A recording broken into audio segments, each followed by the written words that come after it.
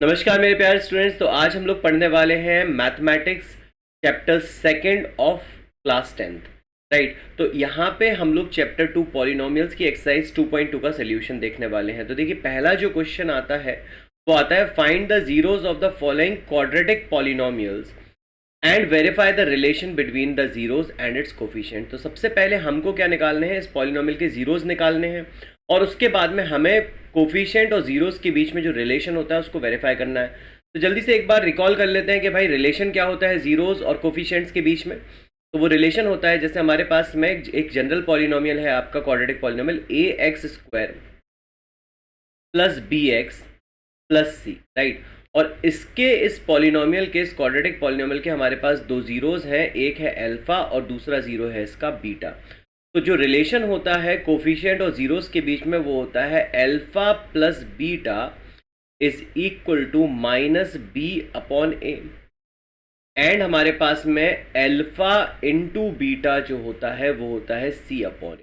मतलब सम of zeros जो होता है वो coefficient of x upon coefficient of a के माइनस टाइम्स होता है, और प्रोडक्ट ऑफ जीरोस जो होता है वो constant term divided by the coefficient of x square के बराबर होता है। तो ये हमारे पास रिलेशन होता है जीरोस और कोफिशिएंट्स के बीच में, राइट। तो हमको ये रिलेशन भी वेरीफाई करना है और साथ ही साथ हमको जीरोस भी निकालने हैं। तो देखिए, हमारे पास जो पॉलिनोमियल गिवन है यहाँ पे वो है x² माइनस 2x और माइनस 8, राइट। अब हमको चाहिए है zeros of the polynomial. Zeros of the polynomial क्या होते हैं भाई? x के वो वैल्यूज जिसके लिए ये पूरा का पूरा पॉलिनोमियल जीरो बन जाए।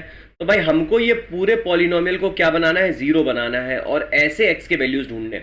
अब हमारे पास में ये जो पॉलिनोमियल है वो है x² माइनस 2x माइनस 8।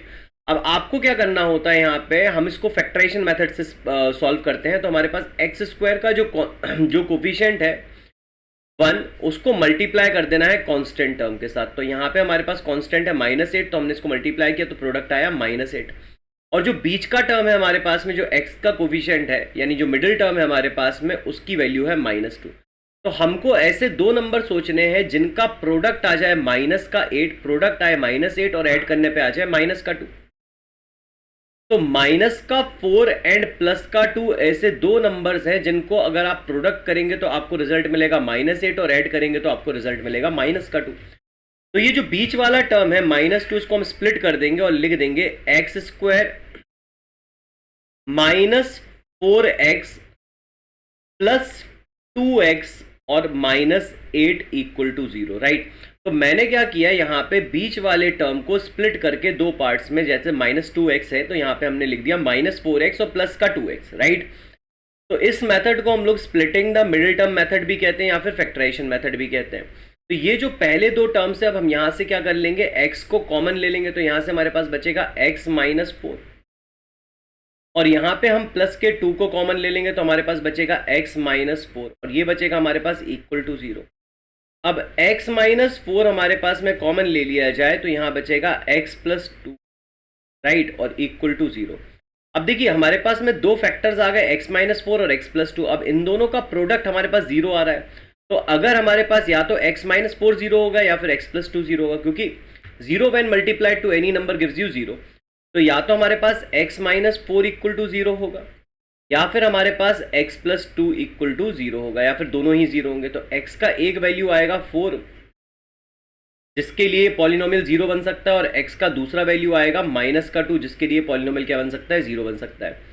तो यहाँ पे हमारे पास जो जीरोज ऑफ द पॉलिनोमियल आ गए वो 4 एंड -4 आ गए।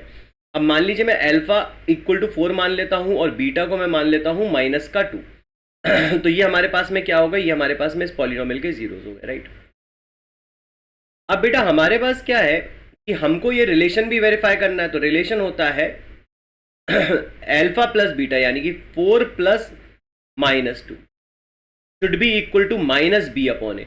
अब -b का मतलब होता है बेटा हमारे पास में, यहाँ पे देखिए, जैसे मैंने इस पॉलिनोमियल को ले लिया जो कि हमारे पास में है x² माइनस 2x और माइनस का 8, राइट। इस पॉलिनोमियल को हमने general polynomial ax² plus bx plus c से कंपेयर कराया। तो बेटा हमारे पास में यहाँ पे जो a का वैल्यू आएगा वो -2 आ जाएगा, b का, सॉरी, a का वैल्यू जो आएगा, आई एम रियली सॉरी, वो मैंने गलती से लिख दिया, जो a का वैल्यू आएगा that is the coefficient of x square, उसका जो वैल्यू आएगा वो हमारे पास में यहाँ पे कितना आएगा, वो हमारे पास 1 आएगा, कि एक्स स्क्वायर का कोफिशिएंट 1 है। और b का जो वैल्यू आएगा वो माइनस का 2 आएगा, और जो c का वैल्यू आएगा हमारे पास वो हमारे पास माइनस का 8 आएगा। कांस्टेंट टर्म क्या है, -8 राइट। तो अब हमारे पास में हमको चाहिए minus of b upon a, तो माइनस ऑफ b मतलब माइनस ऑफ b कितना है भाई, माइनस का 2 है, तो माइनस ऑफ -2 अपॉन a कितना है, 1 है, राइट। अब हम इसका अगर LHS सॉल्व करें तो ये हमारे पास में आ रहा है प्लस का 2, और इसका RHS अगर सॉल्व करें तो वो भी हमारे पास कितना आ रहा है, +2। तो बेटा ये रिलेशन वेरीफाई हो गया। इसी तरह से हमें दूसरा रिलेशन वेरीफाई करना है कि alpha into beta is equal to c upon a. तो अल्फा कितना है भाई हमारा, अल्फा आया था 4 और बीटा आया था भाई -2, तो इनका प्रोडक्ट करते हैं। ये हमारे पास बराबर होनी चाहिए c अपॉन ए के, तो c कितना है भाई, c है हमारा -8 और a कितना है 1। तो इनको अगर LHS को प्रोडक्ट करेंगे तो वो भी हमारे पास -8 आएगा, और हमारे पास RHS देखेंगे वो भी -8 आएगा। तो यहाँ पर हमारा रिलेशन भी वेरीफाई हो जाता है और हमारे पास में इसके जीरोस भी निकल आते हैं। बात क्लियर है? तो चलिए बढ़ते हैं अगले सवाल की ओर। अब नेक्स्ट सम भी हमारे पास में सेम मेथड से ही सॉल्व होगा। तो हमारे पास में जो पॉलिनोमियल है वो हमारे पास में 4s square minus 4s plus 1। तो यहाँ पे मैं इसको कंपेयर कर लेता हूँ जनरल पॉलिनोमियल के साथ में, ax square plus bx plus c के साथ में।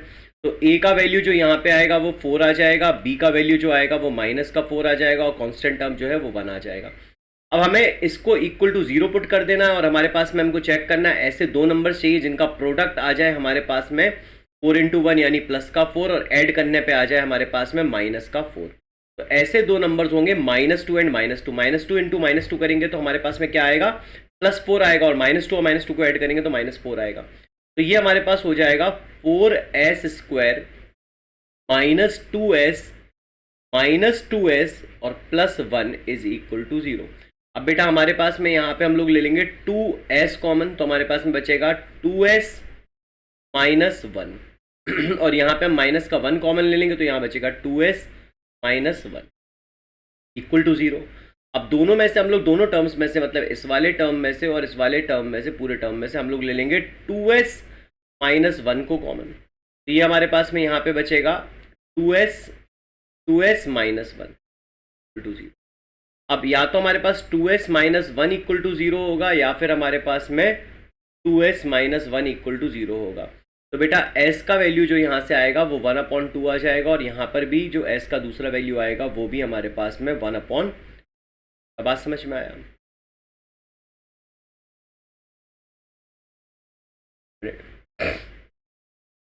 तो यहाँ तक बात क्लियर है। अब हमें इनका रिलेशन वेरीफाई करना है। तो रिलेशन होता है alpha into beta is equal to -b upon a. और अल्फा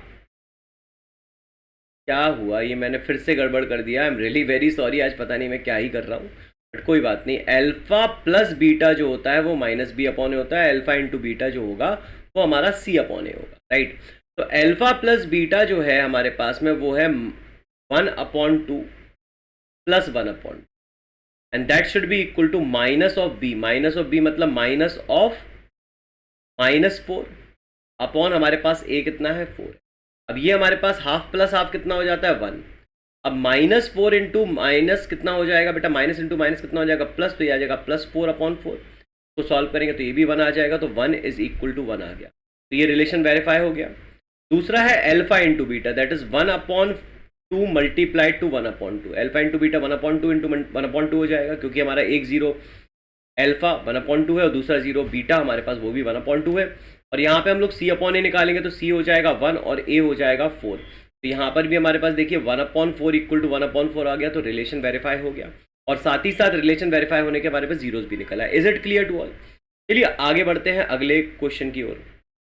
तो नेक्स्ट क्वेश्चन जो हमारे पास दिया हुआ है वो है 6x स्क्वायर -3 -7x। अब ये पॉलिनोमियल भी हमको 0 बनाना है, क्योंकि हमको उसके जीरो चाहिए, तो हमारे पास इक्वेट करा देंगे इसको 0 से। अब इस पॉलिनोमियल को हम लोग स्टैंडर्ड फॉर्म में लिखेंगे, क्योंकि यहाँ पे जो x के कोफिशिएंट मतलब x वाला जो टर्म है वो थर्ड प्लेस पे लिखा हुआ है, तो हम इसको स्टैंडर्ड फॉर्म में लिखेंगे। तो हमारे पास ये बन जाएगा 6x square -7x -3 equal to 0, right. अब हमको ऐसे दो नंबर चाहिए, अब हम क्या करेंगे, 6 और -3 का प्रोडक्ट करेंगे तो आएगा -18, राइट। और हमारे पास में बीच में हमको चाहिए -7, तो हमको ऐसे दो नंबर चाहिए जिनका प्रोडक्ट आ जाए -18 और ऐड करके आ जाए -7। तो ये हमारे पास नंबर हो जाएंगे -9 एंड +2, राइट। तो हम स्प्लिट कर देंगे मिडिल टर्म को, तो ये हो जाएगा 6x² -9x and +2x -3 = 0, right. अब यहाँ से बेटा हमारे पास में 3x कॉमन आ जाएगा, तो 3x को कॉमन ले लेंगे तो यहाँ से बचेगा हमारे पास 2x -3, और यहाँ से बेटा हम लोग प्लस के 1 को कॉमन ले लेंगे तो हमारे पास बचेगा 2x -3 = 0। अब यहाँ से हमने कॉमन लेना है 2x -3, तो 2x -3 कॉमन ले लेंगे तो यहाँ से क्या बचेगा बेटा, पहले टर्म में से 3x और यहाँ से बचेगा प्लस का 1 = 2। तो अब हमारे पास या तो 2x -3 = 0 होगा, या फिर हमारे पास में 3x + 1 = 0। तो जो x का वैल्यू आएगा वो हमारे पास 3/2 आएगा, एंड हमारे पास x का जो दूसरा वैल्यू आएगा वो -1/3 आएगा। Is it clear? अब हमको वही करना है भाई, रिलेशंस को वेरीफाई करना है, तो हमारे पास अल्फा प्लस बीटा क्या होना चाहिए, -b/a। तो जल्दी से इस पॉलिनोमियल को हम लोग अगर जनरल पॉलिनोमियल से कंपेयर करेंगे तो a की जो वैल्यू आएगी वो हमारे पास 6 आएगी, b की जो वैल्यू आएगी वो -7 आएगी, और जो c की वैल्यू आएगी वो हमारे पास में क्या आएगी, वो -3 आएगी। कांस्टेंट टर्म -3 होगा और x का कोफिशिएंट b होता है। अब अल्फा प्लस बीटा हो जाएगा हमारे पास में 3/2 प्लस -1/3, राइट। और यहाँ पे -b/a, तो -b/a हो जाएगा -7/a, कितना है भाई, a हमारे पास 6, राइट। तो बेसिकली RHS में जो आ जाएगा वो आ जाएगा 7/6, और यहाँ पे इन दोनों का एलसीएम लोगे तो बेटा 6 आएगा, और यहाँ पे 6 इसमें 2 6 में जाएगा 3 टाइम, तो 3 टाइम तो 3 3 कितना हो जाएगा, 9 हो जाएगा, और 3 जाएगा इसमें 2 टाइम्स, तो हमारे पास में 2 1 2 हो जाएगा, तो यहाँ -2 आ जाएगा, तो ये आ जाएगा 7/6, और यहाँ पर भी आ जाएगा 7/6। तो रिलेशन वेरीफाई हो गया। इसी तरह से हम लोग इसका रिलेशन दूसरा वाला वेरीफाई कर लेंगे कि alpha into beta is equal to c/a। तो यहाँ पे बेटा हमारे पास अल्फा कितना है, हमारा अल्फा है 3/2, और बीटा कितना है भाई, -1/, अगर इनको प्रोडक्ट करेंगे तो 3 से 3 कट जाएगा और हमारे पास आ जाएगा -1/2। और यहाँ पर बेटा हमारे पास में c/a कितना हो जाएगा, -3/6, ये हमारे पास कट जाएगा तो हमारे पास आ जाएगा -1/2, तो यहाँ पे ही आ गया -1/2। तो रिलेशन भी वेरीफाई हो गया और इसके जीरोस भी निकल आए। तो इस तरह से ये सम सॉल्व हो जाएगा। चलिए अगले सम की ओर बढ़ते हैं। तो सॉरी मैंने ये सम दोबारा कॉपी कर दी, यहाँ पे चलिए अगले सम की ओर बढ़ते हैं। तो ये 4th सम है। अब देखिए यहाँ पे जो ये वाला सवाल है ये भी बहुत ईजी है, इसको हम लोग देखेंगे तो ये हमारे पास आएगा 4u² + 8u = 0। बात समझ में आए? अब यहाँ पे हमारे पास में क्या होगा कि आपको यहाँ से इसको स्प्लिट करने के लिए, इसको फैक्टराइज करने के लिए हमको क्या करना है, इनके कॉमन आ रहा है इसमें से हमारे पास में 4u, तो यहाँ पे हम लोग 4u को कॉमन ले लेंगे डायरेक्टली, क्योंकि इसमें कांस्टेंट टर्म है नहीं तो स्प्लिट करने की जरूरत नहीं पड़ेगी। 4u को कॉमन लेके हम इसको फैक्टराइज कर लेंगे। तो 4u लिया आपने यहाँ से, तो कितना बचा, यहाँ बचा u बचा, और यहाँ पर बचा 2 = 0। अब 4u एंड u + 2 का प्रोडक्ट हमारे पास 0 आ रहा है, तो हमारे पास क्या हो जाएगा बेटा, either 4u will be equal to 0 और u + 2 will be equal to 0। अब u की वैल्यू यहां से कितनी आ जाएगी, 0, बिकॉज 0 डिवाइडेड बाय 4 कितना आएगा, 0। या फिर हमारे पास u का जो दूसरा वैल्यू आएगा वो -2 आ जाएगा। तो हमारे पास एक 0 हमारा इसका 0 आ गया और दूसरा 0 हमारे पास इसका कितना आ गया, वो -2। अब चलिए इस क्वाड्रेटिक पॉलिनोमियल को हम लोग कंपेयर करा लेते हैं एक स्टैंडर्ड पॉलिनोमियल से। मतलब हमारे पास में तो वो होगा हमारे पास quadratic polynomial ax² + bx + c, और हमारे पास में जो हमारा पॉलिनोमियल जो हमको गिवन है वो कितना है, वो हमारे पास में है 4u² + 8u, और कांस्टेंट टर्म इसमें नहीं है तो हम कांस्टेंट टर्म को 0 मान लेते हैं।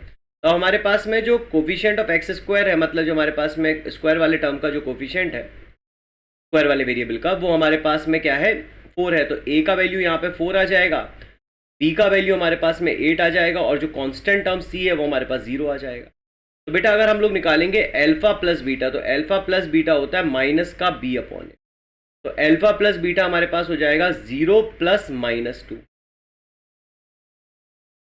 और यहाँ पे minus of B upon a, तो माइनस का बी कितना है भाई, माइनस ऑफ 8 अपॉन ए कितना है भाई, ए 4 है। तो यहाँ पर देखिए -2 आ गया LHS में, और RHS में जब आप इसको काटेंगे तो हमारे पास यहाँ पे भी -2 आ जाएगा। तो पहला रिलेशन वेरीफाई हो गया। अब जो दूसरा रिलेशन होता है वो होता है alpha into beta is equal to c upon a.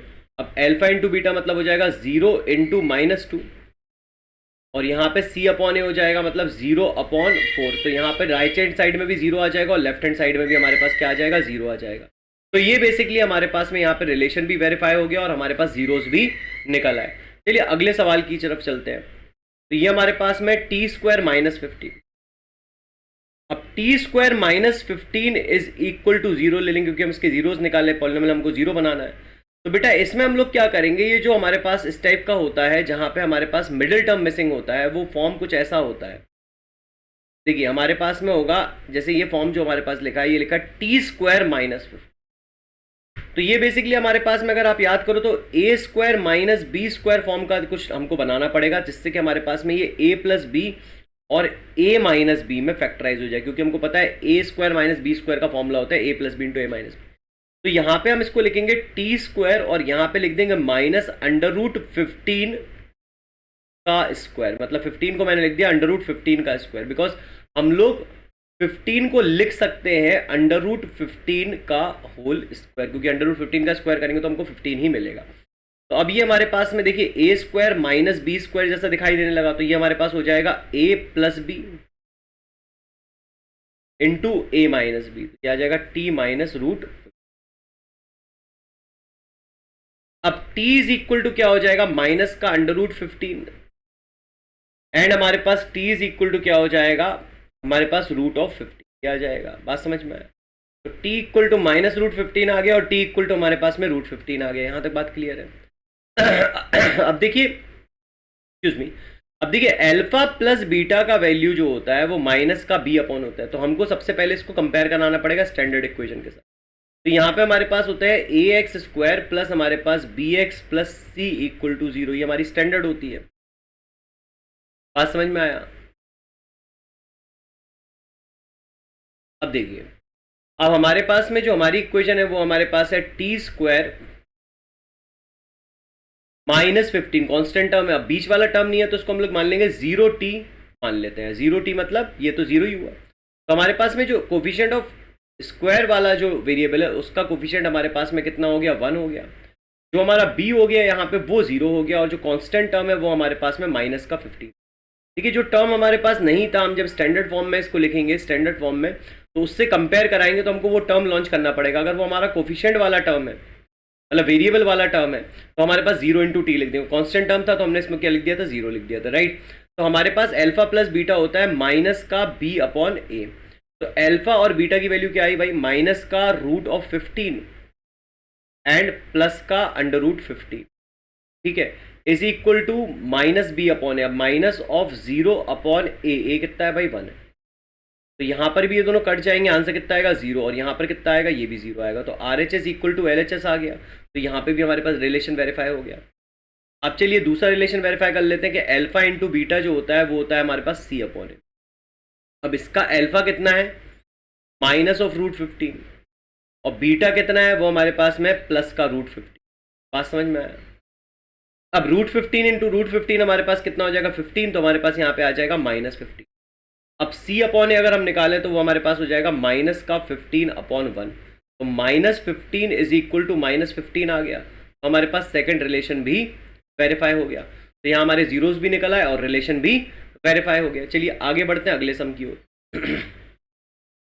अब ये देखिए बिल्कुल ही ऊपर वाले सम्स की तरह है, तो आई थिंक आप लोग ये वाला सवाल तो खुद ही कर लेंगे। चलिए नेक्स्ट क्वेश्चन की ओर आते हैं। अब क्वेश्चन नंबर 2 जो हमारे पास वह है वो है find a quadratic polynomial each with the given number as the sum and the product of its zeros respectively. So find a quadratic polynomial each with the given number as sum and the product of its zeros. तो देखो ये जो हमारे पास में पहले number पे दिया है ये सम ऑफ द जीरोस है, मतलब हमको यहाँ पे अल्फा प्लस बीटा की वैल्यू दी है पहले नंबर पे, और फिर सेकंड नंबर पे प्रोडक्ट ऑफ जीरो दिया है, यानी अल्फा इंटू बीटा की वैल्यू दी हुई है। बात समझ में आया? तो sum of the zeros and the product of the zeros हमको दिया हुआ है। अब देखिए बेटा यहाँ पे क्या होगा कि हमारे पास जो जनरल पॉलिनोमियल होता है वो होता है, अगर हम लोग उसको सम ऑफ द जीरोज और प्रोडक्ट ऑफ द जीरोज के फॉर्म में लिखते हैं तो वो होता है हमारे पास में k times x square minus alpha plus beta x और प्लस एल्फा बीटा। बात समझ में आ गया? तो क्वाड्रेटिक पॉलिनोमियल का अगर हम लोग जनरल फॉर्म देखें जो कि हमारे पास में सम ऑफ द जीरोज और प्रोडक्ट ऑफ द जीरोज के फॉर्म में लिखा जाएगा तो वो ये होगा। बात समझ में आ गया? मतलब हम इसको ऐसे भी कह सकते हैं कि भाई k times x square minus sum of zeros, sum of zeros into x plus product of zero.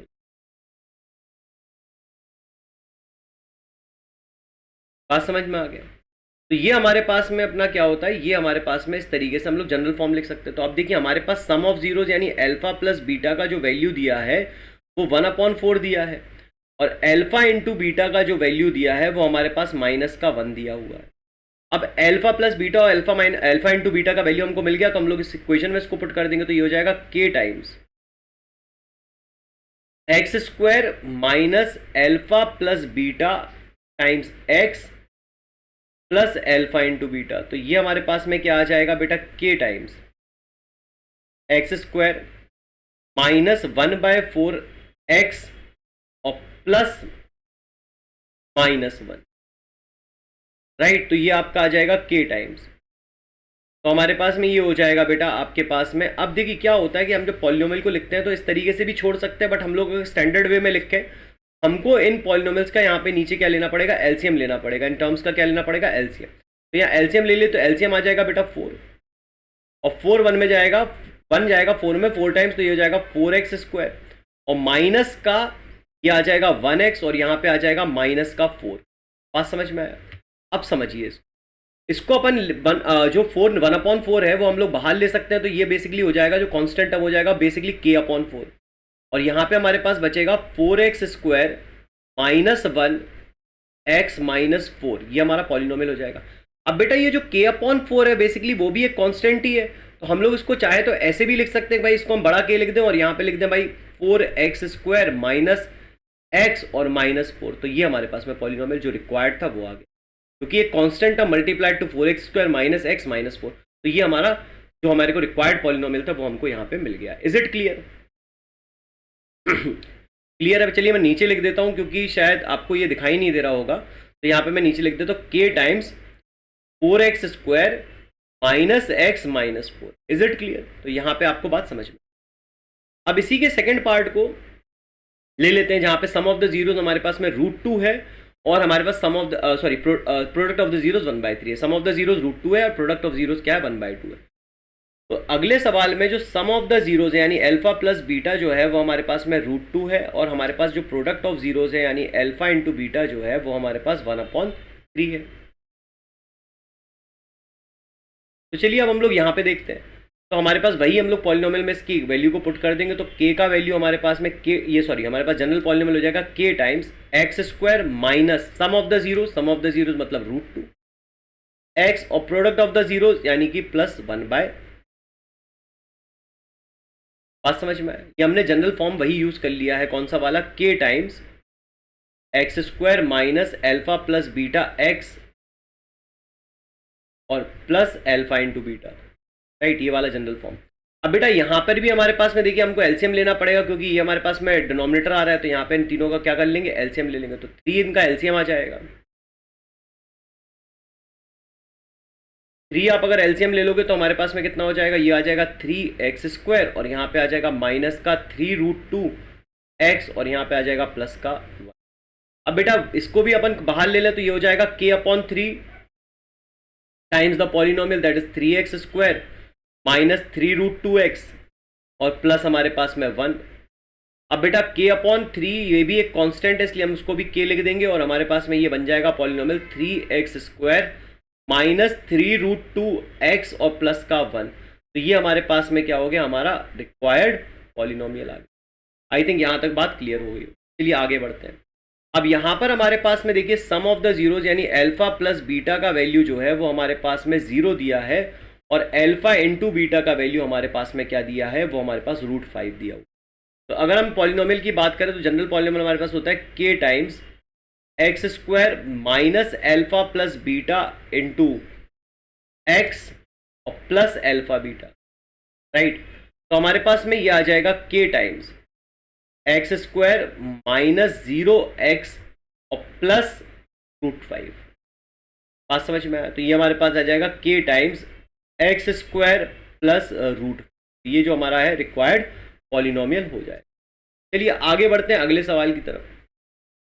तो अगला सवाल में हमारे पास में देखिए अल्फा प्लस बीटा का वैल्यू जो हमारे पास दिया है वो 1 दिया है और अल्फा इंटू बीटा का वैल्यू भी हमारे पास 1 दिया हुआ है। तो जो हमारा जनरल पॉलिनोमियल होता है वो होता है k times x square minus alpha plus beta into x और हमारे पास में प्लस अल्फा बीटा, ये हमारे पास में हो गया हमारा जनरल पॉलिनोमियल। अब वैल्यूज पुट कर दिए तो k times x square minus 1x यानी माइनस एक्स और प्लस का 1, ये हमारे पास रिक्वायर्ड पॉलिनोमियल।